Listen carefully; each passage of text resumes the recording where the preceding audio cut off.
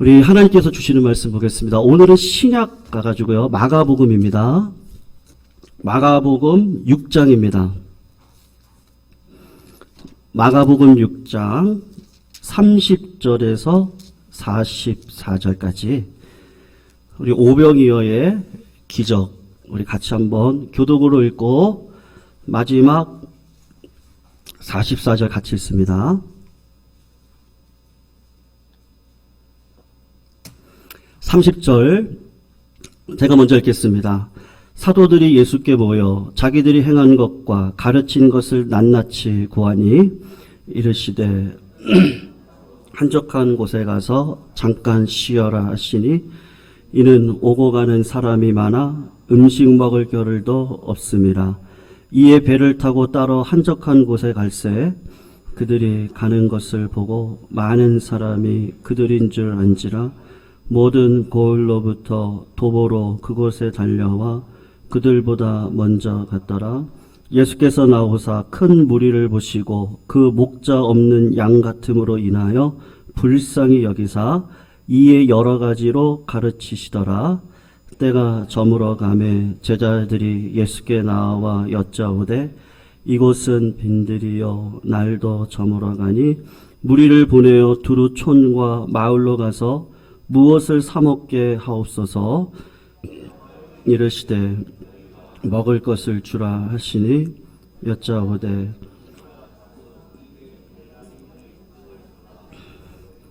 이르시되 너희에게 떡 몇 개나 있는지 가서 보라 하시니 알아보고 이르되 떡 5개와 물고기 2마리가 있더이다 하거늘 제자들에게 명하사 그 모든 사람으로 배를 지어 푸른 잔디 위에 앉게 하시 때로 100명씩 또는 50명씩 앉은지라.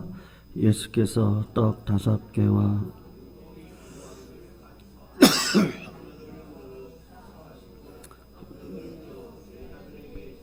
사람들에게 나누어 주게 하시고 또 물고기 2마리도 나누심에 다 배불리 먹고 남은 떡 조각과 물고기를 12바구니에 차게 같이 읽습니다. 떡을 먹은 남자는 5,000명이었더라. 아멘. 성도님들, 사실은 오늘부터 사울 그리고 다윗 주변에 있는 그 사람들의 인생을 통해서 육신의 사람과 영의 사람이 어떤 사람인지를 하나님이 시간을 주시는 대로 좀 말씀을 은혜를 같이 나눠보고 싶었는데요. 주중에 우리 장로님들과 우리 안수 집사님이 모여서 삶을 나누고 앞으로 교회가 우리 예관교회가 걸어가야 될 여러 가지 일들을 기도 제목으로 나누는 가운데 은혜를 하나를 주셨습니다.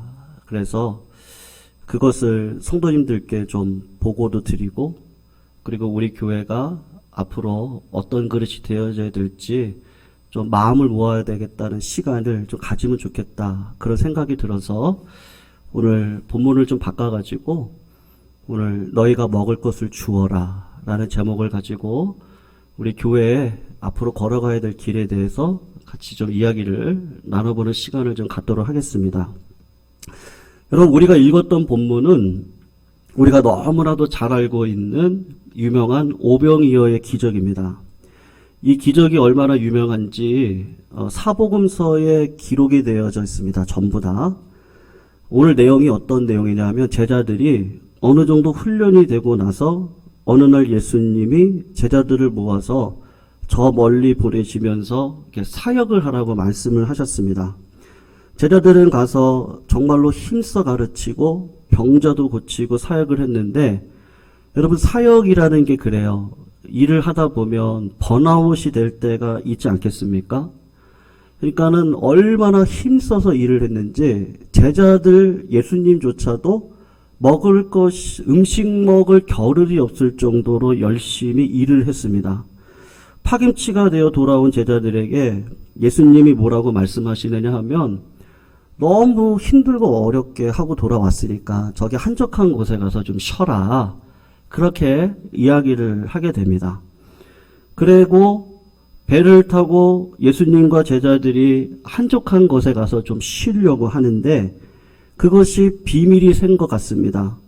백성들이 먼저 알아보고 배를 타고 도보로 떼를 지어 달려왔다고 오늘 본문은 기록을 하고 있어요. 여러분, 사람이 그렇거든요. 이 본성상 그렇습니다. 내가 번아웃이 되면 나를 귀찮게 하는 것 같아요. 모든 사람들이. 자식도 그렇더라고요. 내가 번아웃이 되면 주변에 있는 동료도 자식도 다 귀찮아지고 뭔가 왜 나를 안 알아주는 거야? 이런 마음을 갖기가 쉽거든요. 그런데도 예수님은 그렇게 피곤하고 힘들고 어려운 가운데서도 다시 무리들 앞으로 나아가는 모습을 보게 됩니다. 왜 예수님은요, 그렇게 피곤한 가운데서도 불구하고 그 백성들 앞에 다시 서셨을까? 오늘 우리가 읽었던 본문 성도님들 34절을 한번 보시겠습니까? 34절을 보면 예수께서 나오사 큰 무리를 보시고 그 목자 없는 양 같음으로 인하여 불쌍히 여기사 이에 어떻게 했다고 하죠? 여러 가지로 가르치셨더라 라고 이야기를 하고 있습니다. 여러분, 왜 백성들 앞에 섰겠습니까? 무리를 보았는데 불쌍히 여겼던 마음이 이렇게 올라온 거예요. 여러분, 이게 무슨 마음이죠? 이 부모님의 마음이죠. 10손가락 깨물어서 안 아픈 손가락이 없는데 그 중에 꼭 아픈 손가락이 있어요. 내가 생각할 때 저 자식은 내가 책임져줘야 되는 아픈 병을 가지고 있다든지 사회적인 지위를 얻고 있지 못하든지 너무 착해가지고 삶 속에서 자기 자리를 찾지 못하고 살아가는 자녀들을 보면 부모님 마음은 내가 저놈은 책임져줘야겠다. 그런 마음이 듭니다. 우리 주님은 그런 마음이에요. 그러니까는 그들을 불쌍히 여겼다. 헬라어로 보면 애간장에 탄다는 얘기예요. 여러분, 애간장이 타는 건 부모만 탑니다. 부모만 그 마음을 알아요. 자식을 먼저 떠나보낸 우리 성도님들 지금도 가끔 생각을 하면 애간장이 탈 겁니다. 여러분, 자식 앞에 장사 있습니까? 부모님의 마음으로 기진하여 죽게 되어지는 이스라엘 백성들을 보면서 힘들고 어려운 상황 가운데서도 내가 나가서 다시 가르쳐야겠다. 그렇게 이야기를 했던 것이죠. 근데 여러분, 왜 가르치시려고 했습니까? 목자가 없기 때문에 그렇습니다. 여러분, 그 당시에 이스라엘에 목자가 없었습니까? 목자와 같은 지도자들이 수도 없이 많았어요. 요세푸스에 의하면 역사학자거든요. 이분은 정확하게 이스라엘 백성들 요 시대 때 역사가 어떤지를 정확하게 아는데 대제사장을 피력해가지고 제사장들이 몇 명이냐면 2만여 명이 있었습니다. 목사님들이 2만여 명이 있었습니다. 수많은 서기관들이 있었습니다. 사내들인 관원들이 있었습니다. 하나님을 잘 믿는다고 하면서 세상에서 하나님의 영광을 위해 살아가겠다고 이 품에다가 칼을 안고 살아가는 바리새인들이 6천여 명이 있었습니다. 이들은 누가 보더라도 다 이스라엘의 목자들이었습니다. 그런데 예수님께서 보실 때는 어땠느냐? 목자가 아닌 거예요. 여러분, 저는 이 본문을 보면서 주님이 저를 보실 때 너는 목자가 아니다. 그러면 어떻게 해요? 여러분, 이 당시 왜 목자가 아니었는지를 유추해 보시면 알아요. 여러분, 그 당시 이스라엘 백성들을 통치했던 자가 누구냐면 헤롯 대왕입니다. 헤롯 대왕이 이스라엘 백성들의 환심을 얻기 위해서 했던 게 뭔지 아십니까? 성도님들, 박해를 한 게 아니에요. 교회를 지어줬어요. 헤롯 성전 아시죠? 그 아름다운 성전을 지어줬습니다. 그리고 빵과 먹을 거를 줬습니다. 그리고 뒤에서 뭘 하고 있었어요? 세례 요한을 목을 잘라서 죽였던 자가 헤롯 왕이었습니다. 근데 헤롯 왕이 하고 싶은 이야기는 이건 거예요. 내가 너희들의 왕이다. 내가 너희들의 목자다. 내가 너희들에게 먹을 거 준다. 내가 너희들에게 종교 준다. 너희들에게 기도할 수 있도록 해준다. 뒤에서 하는 일은 하나님의 종을 쳐 죽이는 일이었거든요. 그러면 진짜 이스라엘의 목자라고 한다면 저거 잘못된 일인데? 저렇게 하면 안 되는데? 근데 바리새인들과 서기관들은 누구랑 결탁을 했습니까? 헤롯 대왕하고 결탁을 해서 이렇게 살아가면 너무 좋거든요. 보금자리도 마련되어져 있고 내 지위를 가지고 권세도 부릴 수 있고 모든 게 다 좋은 거예요. 신앙으로 사는 것보단 헤롯 대왕과 함께 연계를 해서 내 종교도 지켜가면서 삶을 살아가면 좋겠다. 하나님께서 보실 땐 나를 부인하고 자기 십자가를 지는 인생길이 아니었던 것이죠. 여러분, 그러니까 주님이 보니까 애간장이 안 타시겠습니까? 저들에게 이들을 맡겼다가는 큰일 나겠다. 저 사람들한테 말씀으로 가르치라고 하면 큰일 나겠다. 다 지옥 보내게 생기거든요. 여러분, 며칠간 음식도 못 먹고 너무 지친 상태에서 모여든 사람들을 보시고 예수님께서 하셨던 일이 무엇입니까? 저 같으면 빵을 더 주겠어요. 왜냐하면 그 사람들은 빵을 구하니까. 근데 주님은 여러 가지로 가르치셨다. 에스겔 34장 8절 말씀을 띄워주시면요. 한번 우리 같이 한번 읽어볼까요? 이것을 에스겔 선지자가 예언을 했습니다. 우리 같이 한번 읽어보겠습니다. 시작. 주 여호와의 말씀에 내가 나의 삶을 두고 맹세하노라. 내 양떼가 노략거리가 되고 모든 들짐승의 밥이 된 것은 목자가 없기 때문이라. 내 목자들이 내 양을 찾지 아니하고 자기만 먹이고 내 양떼를 먹이지 아니하였느니라. 여러분, 이 말씀이 그대로 예수님 시대에 진행되어졌는데 백성들의 고난의 이유가 뭐죠? 목자가 없고 둘째로는 뭡니까? 거짓 목자 때문인 것이죠. 여러분, 우리들의 문제를 한번 보세요. 우리가 자꾸 속아서 살거든요. 성도님들, 진짜 돈이 문제세요? 아니면 성도님도 한번 생각해 보세요. 질병이 문제십니까? 뭐가 문제죠? 우리 가정 가운데 예수님이 목자 되어주시면 돈 문제 해결됩니다. 믿으시죠? 돈 문제 해결됩니다. 남편 문제 해결되고 아내 문제 해결되고 자녀 문제 해결됩니다. 뭐가 문제죠? 돈이 문제예요? 질병이 문제예요? 목자가 없는 게 문제예요. 내가 모시는 목자가 남편이 같이 모시고 살아면 좋겠어요. 내가 모시고 있는 이 목자를 아이들이 믿음으로 살아갈 수 있었으면 좋겠어요. 문제가 뭐예요? 목자가 없어서 문제예요. 목자가 하는 얘기를 못 깨달아서 문제인 거예요. 여러분, 예수님이 왜 오병이어의 기적을 베푸셨습니까? 떡 먹으러 오는 자들에게 떡 주고 내가 너 왕이다 하면 좋잖아요. 근데 주님은 먼저 하신 일이 뭐예요? 가르치시는 거예요, 먼저. 하나님의 나라와 의를 가르치셨을 거예요. 그리고 또 하나의 의미가 있었어요. 제자들에게 가르치시고 싶었던 것이 또 하나가 있었어요. 여러분, 그게 무엇이냐면 예수님만이 우리의 목자가 되신다는 거예요.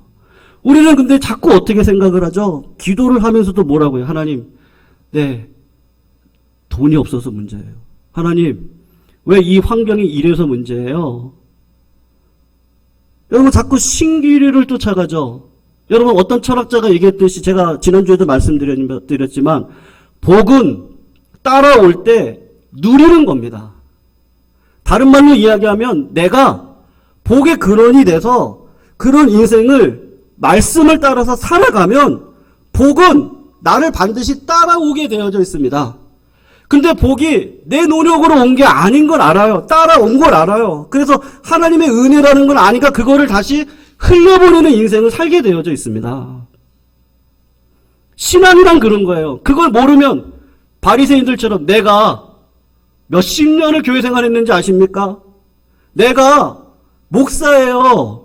내가 얼마나 기도 많이 하는지 아세요? 우리 주님 하신 얘기는 그거 다 쓸데없다고. 주님의 뜻대로 행하는 자라 내 자녀다. 성도님들, 주님의 뜻대로 살아가는 게 쉬우세요? 아니면 어려우세요? 어려워요. 너무 어려워요. 왜 기도를 하세요? 전 이게 안 돼서 기도해요. 내가 사랑할 수 없어서 기도해요. 내가 지혜가 없어서 하나님 앞에 지혜를 달라고 기도해요. 하나님 이 목회를 책임져 주셔야 되니까 하나님께서 하셔야 되니까 기도해요. 우리 성도님들의 삶을 제가 책임질 수 있어요? 제가 책임 못 주니까 중보기도 하는 거예요. 자녀 문제 제가 해결할 수 있습니까? 그게 안 되니까 기도하는 거예요. 기도하면 복 받기 때문에 기도하는 게 아니고 하나님이 해주셔야 되니까 기도해요. 왜 예배를 드리세요? 예배를 드리면 복을 받기 때문에 예배 드립니까? 그게 아니죠. 내가 섬기는 아버지가 진짜 내 하나님이니까 그분을 영광 올려드리고 싶어서 예배를 드리는 거예요. 나 혼자 예배 드리는 게 외로우니까 같이 와서 보니까 똑같은 믿음의 신자들이 같이 있어요. 우리 가족들이. 그들과 함께 예배 드리는 게 기뻐요. 그리고 그들과 함께 믿음의 교제라는 게 너무 기쁜 거예요. 그렇게 될 수 있는 근원이 뭐죠? 내가 목자예요? 아니면 주님이 목자세요? 주님은 그것을 가르쳐주고 싶은 거예요. 우리는 자꾸 신기류를 쫓아가고 믿음으로 신앙생활 한다고 하는데 성장하지 않고 자꾸 어린아이와 같은 마음으로만 하나님을 붙들고 있는 그게 너무 안타까운 거예요. 너희들 목자인 줄 알고 세상 조류에 흘러다니지 말고 고난은 당연한 거고 어려움이 왜 없어요. 내가 사업을 하려고 해도 처음부터 돈이 있고 직원들이 있고 그래서 사업합니까? 제가 우리 장로님이나 얘기를 들어보면 시작할 때 직원들 돈을 줄 수 없어가지고 마음고생 하시기도 하시고 교회도 어린이집도 성도님들 삶도 가정도 다 마찬가지 아닙니까? 처음부터 갖춰져서 하는 게 어디 있습니까? 고생을 고생으로 알지 않고 신앙생활 하는 거죠. 그리고 하나님이 채워주시면 내가 살아온 거에 대한 하나님이 이렇게 응답하시네. 내 거 아니구나. 하나님 거구나.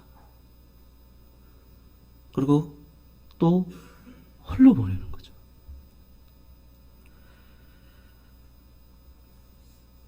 여러분, 주님이 오늘 그 얘기를 하시는 거예요. 내가 온 건 양으로 생명을 얻게 하고 더 풍성히 얻게 하려고 오셨어요. 그런데 자꾸 어릴 적 마음만 갖고 살아가는 거예요. 이제 신앙의 연수가 되면 성장을 해서 딱딱한 음식을 먹고 내가 누구를 좀 세워드리고 세워서 하나가 되게 하고 품고 분쟁이 있는 곳에 화평을 가져가고 문제가 있는 곳에 문제가 해결되어지고 하는 일들로 내 삶을 끌어가야 되는데 주님이 제자들도 따라온 성도들도 다 하나님이 목자인 줄을 모르고 씩씩하게 살아가지 않으니까 주님이 가르쳐주고 싶은 거예요. 그래서 너희들 먹을 것을 니들이 줘라. 뭐하고 있어? 환경을 보지 말고 하나님이 목자라면 니들이 줘라. 쟤네들이 무슨 말인지 모르는 거예요. 이 많은 사람들을 먹이려면 5,000데나리온이 필요한데요. 내가 능력이 없는데요. 돈이 없잖아요. 여러분, 교회가 돈이 없어서 사역을 못합니까? 아니면 마음이 안 맞아서 사역을 못합니까?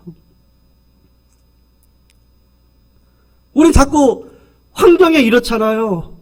돈이 없잖아요. 주님 하시는 얘기는 네가 먹을 거를 줘라. 막 찾아봤어요. 순정에서 안드레가. 어린아이가 오병 이어를 가지고 있어요. 떡 5개, 물고기 2마리. 가지고서 했던 말이 뭐죠? 주님, 이걸로 될까요? 네가 먹을 걸 줘라. 주님께서 어떻게 하십니까? 41절에서 43절을 보시면 예수께서 떡 5개, 물고기 2마리를 가지사 하늘을 우러러 축사하시고 떡을 떼어 제자들에게 주어 사람들에게 나누어 주게 하시고 또 물고기 2마리도 모든 사람들에게 나누어 주시며 다 배불리 먹고 남은 떡 조각과 물고기 12바구니에 차게 거두었으니 떡을 먹은 남자는 몇 명이었다고요? 5,000명이었더라. 그 당시 어린아이 자매들까지 포함하면 2만 명을 주님이 먹이셨는데, 여러분 이 사건을 통해서 주님이 지금 무슨 얘기를 하고 싶은 거죠? 내가 목자다. 상황 보지 말고 하나님의 뜻을 따라 순종하고 걸어가는 자에게 아버지께서 복의 근원 되게 하신다. 다른 분들 믿으십니까? 안 믿으시는 것 같아요. 믿으십니까? 믿으시기를 주의 이름으로 축원합니다. 1955년 어느 가을 미국 오레곤주 시골 유게네라고 하는 작은 마을 회관에서 영화 하나가 상영되었습니다. 농사짓는 농부들로 구성된 마을 속에 이제 가을이니까 위로차 영화를 하나 틀어서 준 겁니다. 근데 그 영화가 뭐냐 하면 우리나라에 대한 영화였습니다.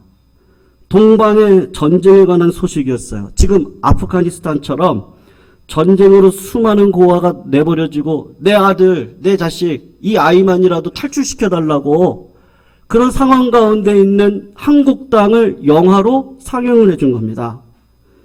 그럴 때 영화를 보고 한 부부가 마음속에 부담이 생겼어요. 그렇게 많은 고와 처절한 거리, 영화 한 장면이 마음에 남아있는데 그 부부가 이렇게 이야기를 한 겁니다. 우리 같은 농산꾼이 뭘 할 수 있어? 그런데 그 음성이 점점 커지는 거예요. 그래서 그들이 고민이 되다가 했던 일이 뭐냐면 그냥 그 농토의 반을 팔아가지고 한국 땅으로 가서 그 고아들의 그 아픔을 내가 치유해줘야 되겠다. 그리고 찾아간 겁니다. 그리고는 8명의 고아를 입양을 했습니다. 그리고 미국 땅으로 돌아와서 그 일을 보여준 거예요. 그래서 동네 분들이 다 은혜를 받고 감화를 받아서 자기들도 할 수 있겠다는 생각을 가지고 동네 사람들이 한 가정마다 2명씩 다 입양을 했습니다. 그 상황을 보니까 하나님이 일을 하시는구나. 나를 쓰시려고 하는구나. 그걸 깨닫고 이 부부가 아예 모든 재산을 다 팔아서 나는 이 일을 해야 되는 사명을 하나님께서 주셨구나. 환경 속에서 말씀하신 것이죠. 그래서 모든 재산을 팔아가지고 한국에 가서 이 입양하는 일들 사역을 했던 것인데, 여러분 그들 부부들을 통해서 1만 6천 명의 한국 고아들이 미국으로 입양되어져서 한 사람의 하나님의 형상으로 살아갈 수 있는 은혜를 가지게 되었어요. 여러분 이분이 누군지 아십니까?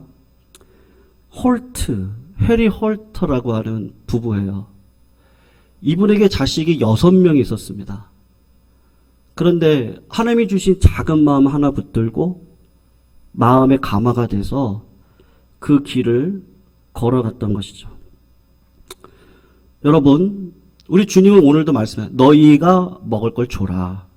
세상의 경제관은 어떻습니까? 전부 소유의 개념이 어디로 있냐면 다 내 중심으로 있습니다. 옛날에 보면은 임금 한 사람 먹이고 입히고 살리기 위해서 5천 명이 달려붙었다 그래요. 조선시대 때. 근데 지금은 어떻습니까? 복음은 어때요? 한 사람이 5천 명을 책임지는 인생입니다. 한 사람이요. 근데 나로는 능력이 없어요. 근데 신기하게도 여러분, 내가 없고 내가 뭐가 부족한 것 같으면 마음이 어떤 마음이 들죠? 사람이 그래요. 궁핍하면 나누고 싶지 않아요. 근데 나누려고 해도 나눌 것이 없어 보여요. 궁핍하니까. 근데 정말로 그래요? 그렇지 않거든요. 주중에 원로 목사님께서 잠깐 교회를 방문하시고 하나를 저희한테 주고 가셨어요. 선물을 하나 주고 가셨는데 이 음식 그 내용이 뭐라고 해야 되죠? 오징어 고추 볶음이라고 해야 되나요? 제가 나중에 얘기 들어보니까 사모님이 전날 큰 사모님께서 고추를 다듬다가 칼이 베셨다고 그러더라고요. 그래서 이 피 묻은 음식이 죄송합니다. 피 묻은 음식이라 그래서 고생과 노고와 제가 그 음식을 이틀 동안 밥을 2그릇씩 먹었어요. 첫째는 매워서 목사님 매운 거 좋아하시거든요. 매우니까 자꾸 밥을 먹게 돼서 먹고 그리고 밑반찬을 여러분 이런 교회 있습니까? 죄송합니다. 제가 목사님 잘 대접해 드려야 되는데 원로 목사님께서 담임 목사한테 반찬 만들어서 목사님 만드셨어요. 갖다 주셨거든요. 참 무슨 마음이랄까 이게. 그러니까 아버지 마음 아닐까 이게. 예. 여러분 없지 않아요. 네. 그냥 음식, 그냥 집에서 옥수수, 그냥 마음이죠 마음. 마음으로 하나가 되면 됩니다. 네가 먹을 걸 줘라. 하나님의 기름만 부으시면 돼요. 하나님의 축복만 하시면 돼요. 마음이 모아지면요, 우리 교회는 큰 일을 이룰 수 있습니다. 손들 믿으십니까? 넉넉한 일을 할 수 있습니다. 주파성 선교사님들을 정말로 4명씩, 5명씩 또 보낼 수 있는 그런 그릇이 될 수 있습니다. 우리 교회를 통해서 이 지역 사회를 영적 지도를 바꿀 수 있습니다. 근데 하나님께서 원하시는 건 뭐죠? 네가 먹을 걸 줘라. 그냥 말씀대로, 말씀을 따라서 없으면 없는 대로, 있으면 있는 대로 하나님께서 나에게 원하시는 삶이 무엇인지를 보고 순종하며 걸어가면 되는 겁니다. 사랑하는 성도님들, 우리가 가진 것 가지고 어림도 없다? 그렇지 않거든요. 주중에 방회를 하면서요, 사실은 그렇습니다. 작년 원로 목사님 가정에서 큰 결단을 해주셔서 우리 교회가 재정적으로 이제 조금은 숨통이 좀 트이게 되어졌어요. 예산을 짰어요. 그리고 사실은 부교육자님이 계시고 코로나19가 아니고 이런저런 사역을 했으면 우리 재정이 그냥 이렇게 똔또이로, 하지만 마이너스는 아니게 그렇게 해서 갈 수 있게 되는 은혜를 주셨어요. 장로님들하고 이런저런 삶도 나누고 기도 제목도 나누고 하다가 재정에 대한 이야기가 나왔다가 우리 교회가 이렇게 은혜 주셔서 재정이 이렇게 풍족해졌는데 이거 그대로 놔두지 말고 흘려보내자. 재정부에서 얼마까지 흘려보내면 우리가 다 흘려보낼 수는 없잖아요. 우리도 교회 사역을 해야 되니까 얼마까지 흘려보내면 좋을까? 얼마까지는 될 것 같다.